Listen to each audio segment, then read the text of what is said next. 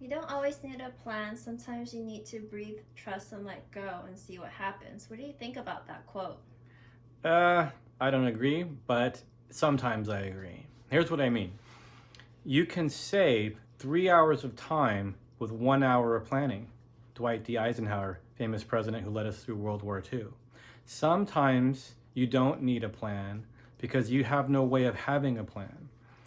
Um, I like a couple of different quotes that might help you get a handle on this. One quote was from the guy that runs Success Magazine. I believe his name's Darren.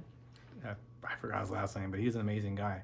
I was listening to one of his training programs, and he said, when you're skiing or snowboarding down a mountain, you know where you're going, but you don't have to go on a straight line to your goal. You just have to weave around all the obstacles and just go the direction that you need to go as you're on your way down to the bottom of the mountain. And I think that goal setting and creating plans is like that. I once heard all you've got to do is ask for what you want, which means set the intention, ask the universe or whatever you want to call the great divine, I like to call it, for what you want, ask for what you want, and then follow your intuitive guidance because the universe can guide you to your goal. So what's the plan then?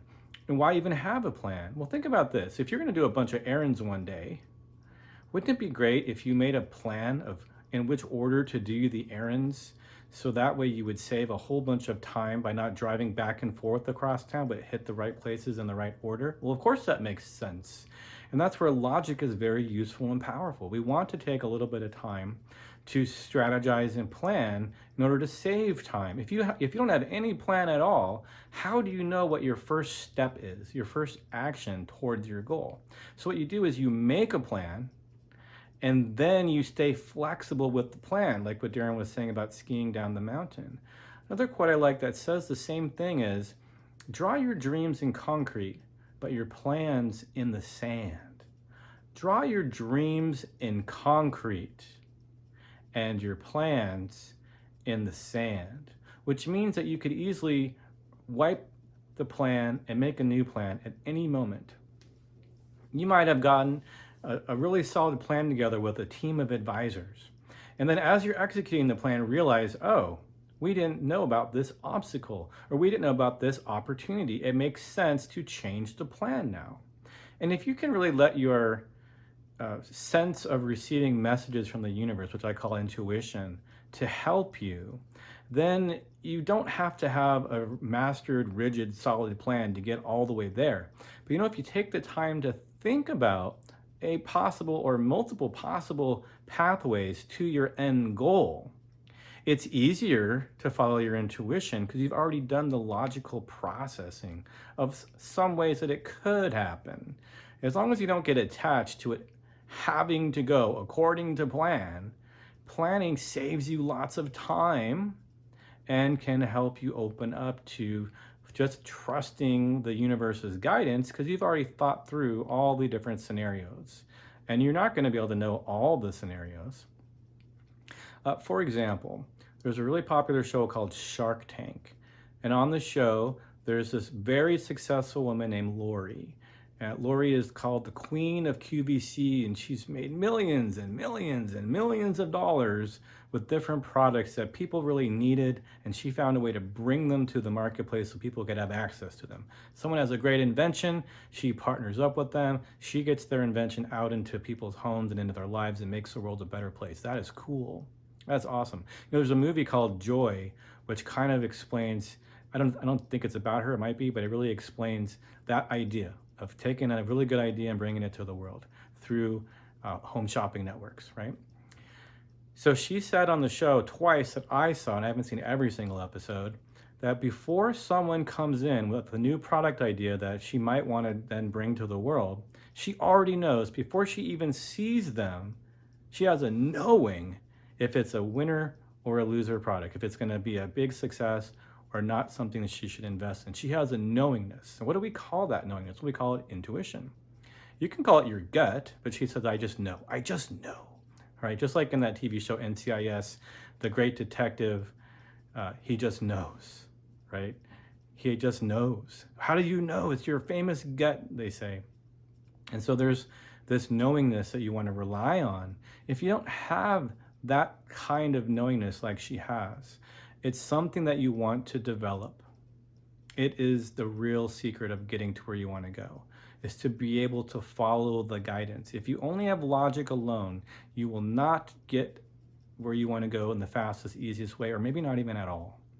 And let me explain to you why I say that. When I got my degree in business at the Jackson School of Business, which is one of the top business schools in the world, in my human resources class, the professor shared something that I was really surprised to hear in such a major university setting. He told us that in a scientific study of how people are successful within a corporation, there's only one correlation, only one direct correlation between people at the bottom, the middle, and the top of the company. If you have this one thing, that's going to determine where you are.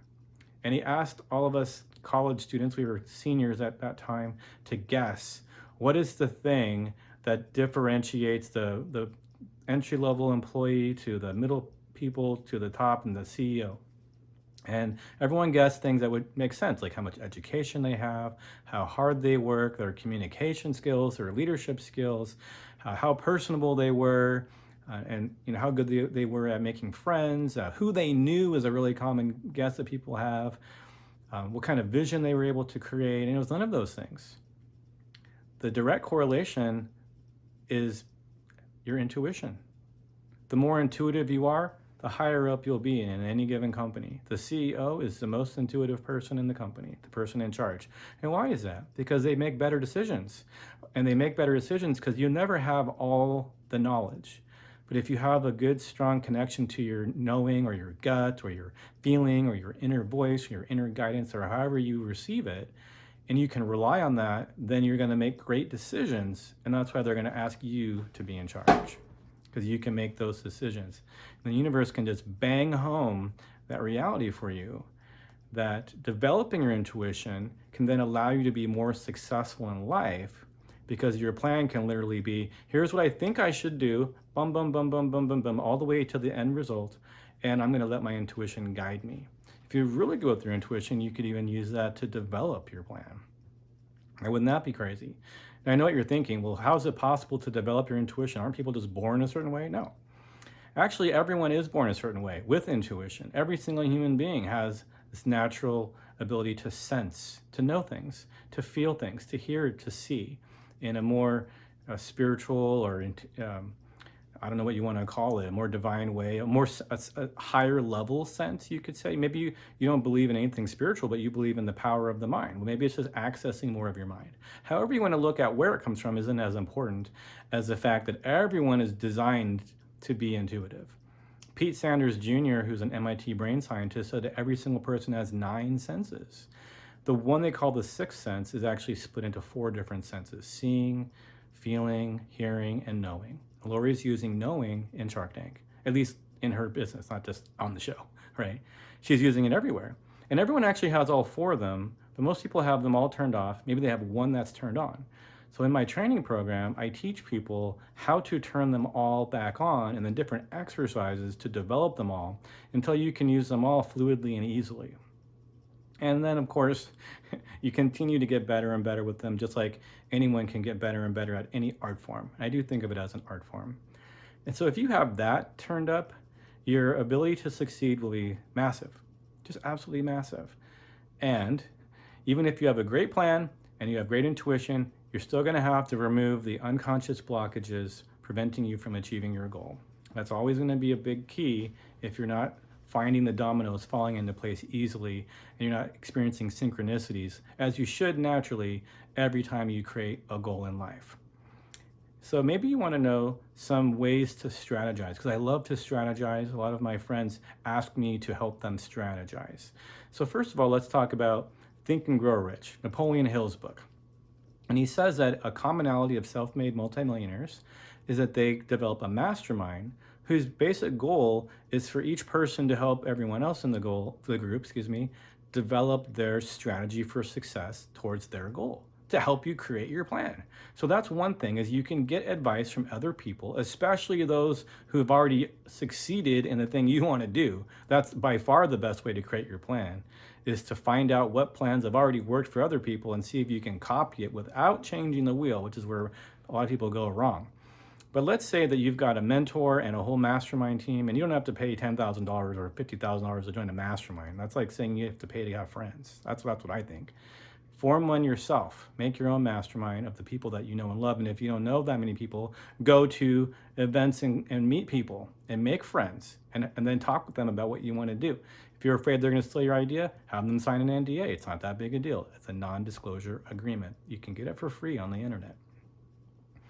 Now, just to add to that, you could ask for advice from people who are already successful, pay them for training. You could even pay them to help you develop your plan, or you could just work with people that you know and help them develop their plan. They help you develop your plan. And then you could also use your intuition if you're really good to develop your plan. Is there anything else that we could add to it? Well, yeah. Work backwards by making a list of all the things that you think you need to do to achieve your goal, and then put it into an order that makes sense. So then you say, okay, step 1, step 2, step 3, and I think if I do all these things, I'll succeed. Try doing that. Try making a list of all the actions you think you need to do to achieve your goal, and then putting them into an order of priority, like which one goes first. And that will be how you develop your plan. All right. I hope this was really helpful for you. If you want to get more information about our training programs, just click on the link below. My name's Arnoux Goran. I would love for you to comment on this video, and of course, subscribe to our channel and we can hang out some more. I'll see you soon.